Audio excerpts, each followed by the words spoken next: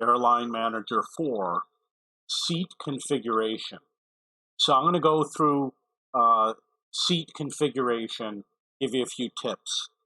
When you purchase an aircraft, it will say amount to order, and I'm talking about the PC version. And it will have the aircraft number, the engine, the hub. And then you can either order or go to configuration, which means you can configure it as you make the purchase. Over here on the right, there are sliders. There's actually two of them, one stacked on top of another.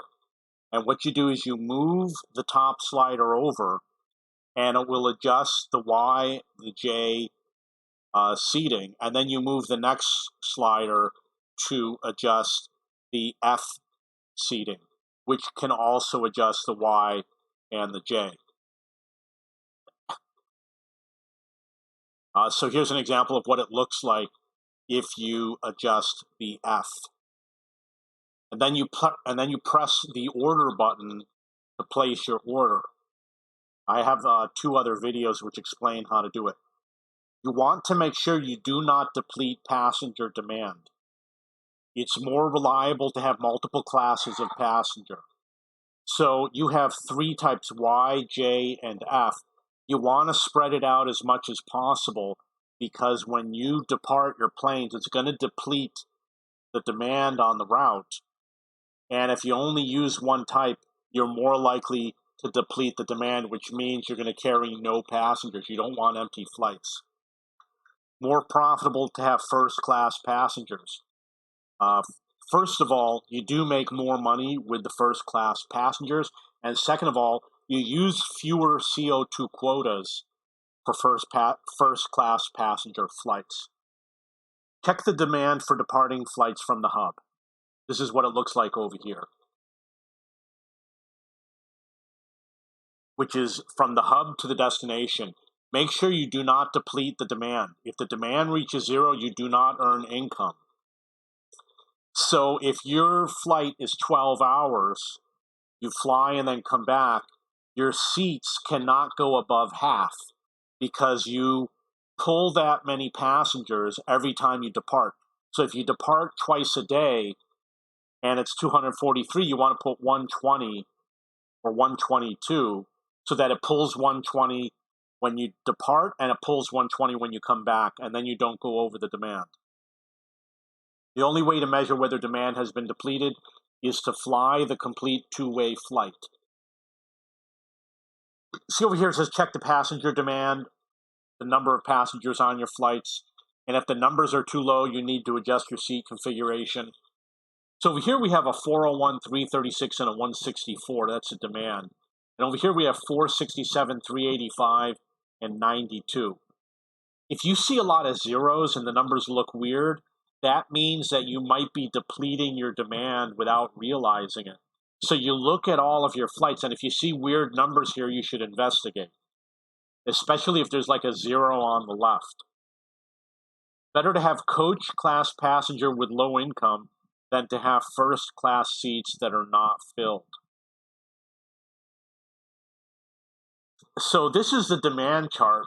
On the PC, you hit the tab on the left, it pulls out the planes, and you click on a plane, and it will show demand near the bottom.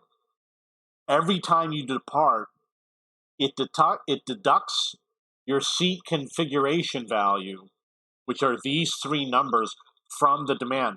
So in this case, we got 327, 60, and 50. It's going to deduct 327 from the first one, 60 from the second one, and 50 from the last one. And then every 24 hours, it replenishes it. So I can go, let's say, twice a day without worrying.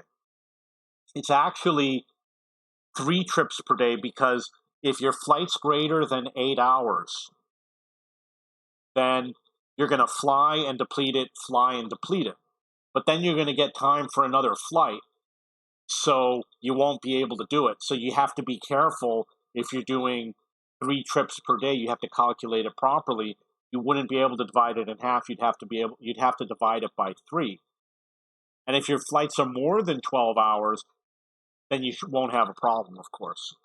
Every time you depart, the number of passengers is deducted for the demand on the route.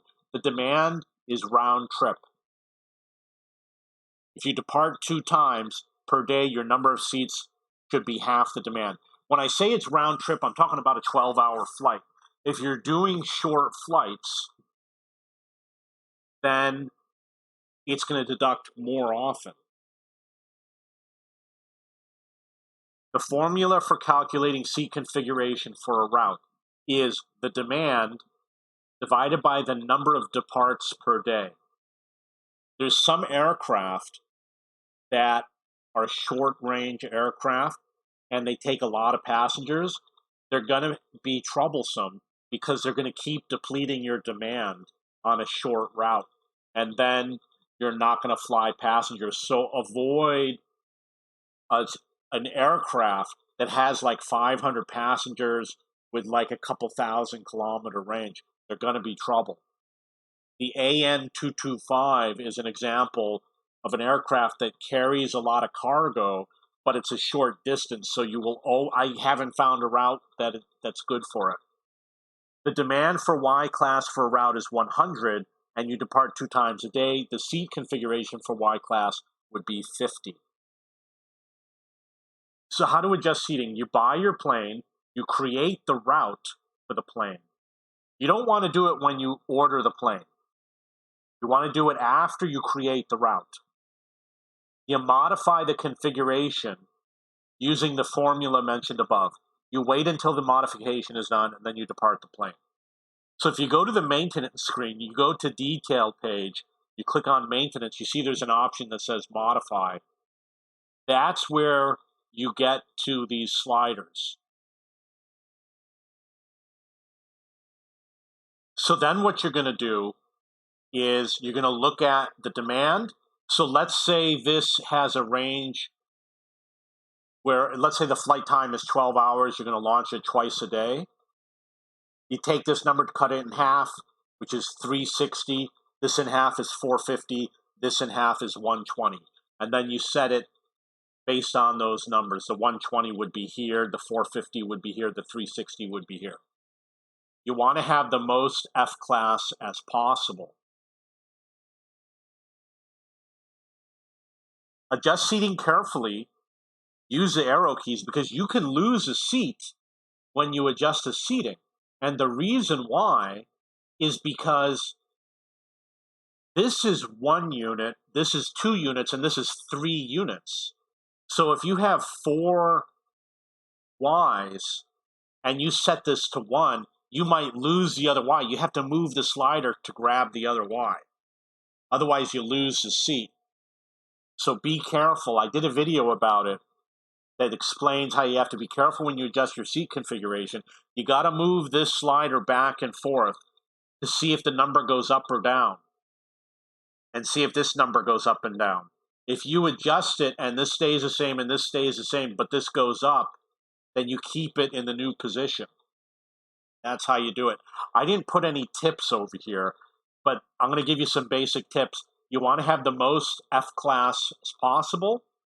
You want to have long-range flights because the short-range flights with too many passengers are going to deplete your demand. Avoid hubs that don't have high demand. There's a lot of them out there. So you want to fly from South America going to China, or from China going back to South America. You can look at my hubs list to see what the good routes are. When you have small aircraft, my advice, fly as many F-class passengers as possible. You'll make the most money. Okay, so that is Airline Manager for seat configuration. If you have any questions or comments, go to cheapbooks.cc. Look for the Airline Manager 4 forum. You can see that there's a lot of guides that I have posted about the game, plus achievements, etc. And I am the owner of cheapbooks.com, which is a website for searching for books and textbooks. If you have any questions or comments, please post below.